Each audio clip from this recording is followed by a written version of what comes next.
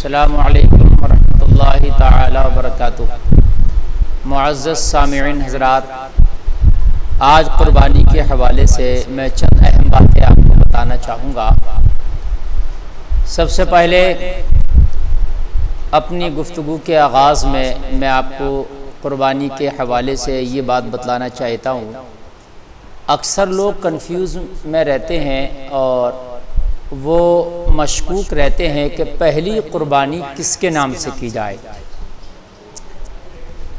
वो पहली क़ुरबानी अपने नबी सल्लल्लाहु अलैहि वसल्लम के नाम की जाए या किसी बुज़ुर्ग के नाम की जाए या किसी के वालिदैन इंतकाल कर गए उनकी जानिब से की जाए।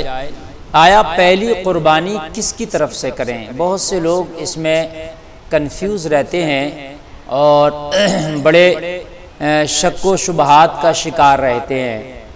तो हज़रात मैं आपको बतलाऊं, देखिए पहली क़ुरबानी क्या है। सबसे पहले तो ये समझ लें, पहली क़ुरबानी कब करेगा इंसान?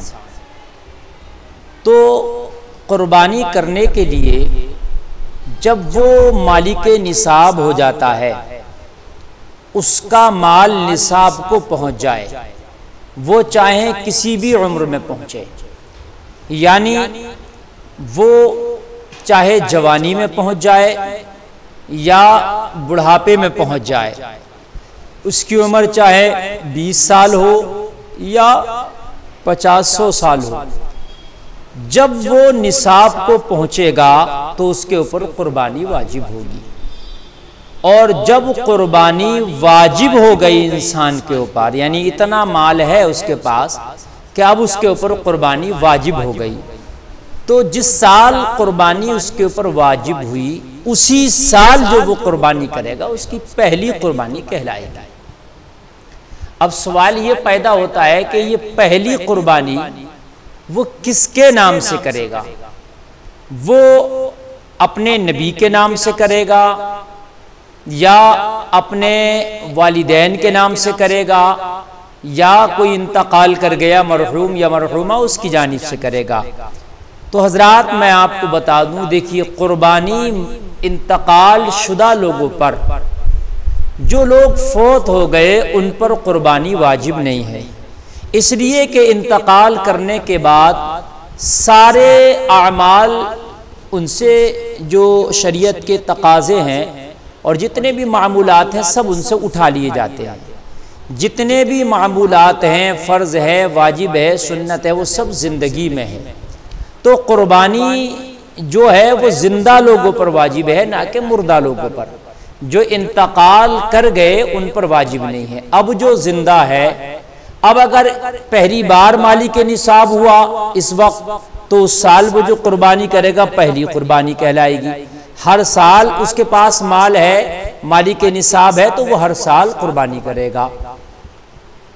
लेकिन पहली क़ुरबानी हो या दूसरी क़ुरबानी हो या हर साल की क़ुरबानी हो, अगर आप मालिक निसाब हैं, चाहे इस वक्त पहले साल हुए आप मालिक निसाब या कई साल से हैं, हर बार आप अपनी तरफ से क़ुरबानी लाजमी तौर पर करेंगे। यानी पहली क़ुरबानी हो या दूसरी, तीसरी, चौथी या लगातार आप क़ुरबानियां कर रहे हैं, हर क़ुरबानी आप अपनी ही तरफ से करेंगे, किसी की तरफ से नहीं करेंगे। जैसे बहुत से लोग कहते हैं कि हमारे वालिद का इंतकाल हो गया था, हम उनके नाम से क़ुरबानी कर दें, हमारी वालदा का इंतकाल हो गया, उनके नाम से क़ुरबानी कर दें। अगर आप जिंदा हैं, मालिक निसाब हैं, तो क़ुरबानी आप अपनी ही जानिब से करेंगे, क्योंकि वो क़ुरबानी आपके ऊपर वाजिब है। जो आपके वालिदैन या कोई और घर में से इंतकाल कर गया, वो क़ुरबानी उसके ऊपर वाजिब नहीं है। दूसरी बात यह है, क्या ये तो कन्फर्म हो गई बात, ये बात साफ हो गई कि अपनी ही जानिब से क़ुरबानी करेगा हर बार, चाहे पहली बार करे या बार बार करे, जब जब मालिक निसाब होगा तो अपनी ही जानिब से क़ुरबानी करेगा। लेकिन अगर किसी की तरफ से क़ुरबानी करना चाहे, क्या उसकी कोई सूरत है? तो अगर कोई चाहता है कि उसके घर में किसी का इंतकाल हो गया वालिद या वालदा का या किसी और की तरफ से, रिश्तेदार या अपने किसी दोस्त व अहबाब की जानिब से कुर्बानी करे, तो उसका तरीका यह है कि पहले अपनी जानिब से तो कुर्बानी करेगा ही, चाहे वो हिस्से की शक्ल में करे या पूरे जानवर की शक्ल में करे। अगर वो चाहता है किसी फौत शुदा की तरफ से कुर्बानी करना, तो उसकी तरफ से एक कुर्बानी मजीद और करना पड़ेगी। यानी अगर अपने वालिद की जानिब से कुर्बानी करना चाहता, वालिद इंतकाल कर गए, तो एक कुर्बानी अपनी तरफ से करेगा और एक अपने वालिद की तरफ से करेगा, यानी दो कुर्बानी करेगा। तो वो वालिद के लिए जो कुर्बानी है वो उनके लिए इसाले सवाब हो जाएगा, उनके लिए वो इसाले सवाब की शक्ल हो जाएगी। हालांकि उन पर वाजिब तो नहीं है जो वालिद इंतकाल कर गए, चूंकि वो इंतकाल हो गया तो इंतकाल होने के बाद तो वाजिब रहती नहीं। लेकिन अगर इसाले सवाब की गरज से आप करना चाह रहे हैं तो कर सकते हैं, लेकिन अपनी जो कुर्बानी है वो खत्म नहीं होगी, अपनी कुर्बानी भी करना पड़ेगी।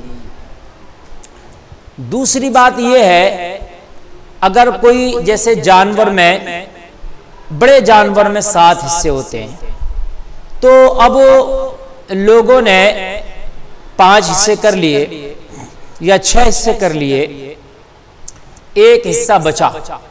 अब वो चाहता है कि वो एक हिस्सा अपने नबी के नाम का या किसी और के नाम का कर दें, तो इस तरह से कर सकते हैं।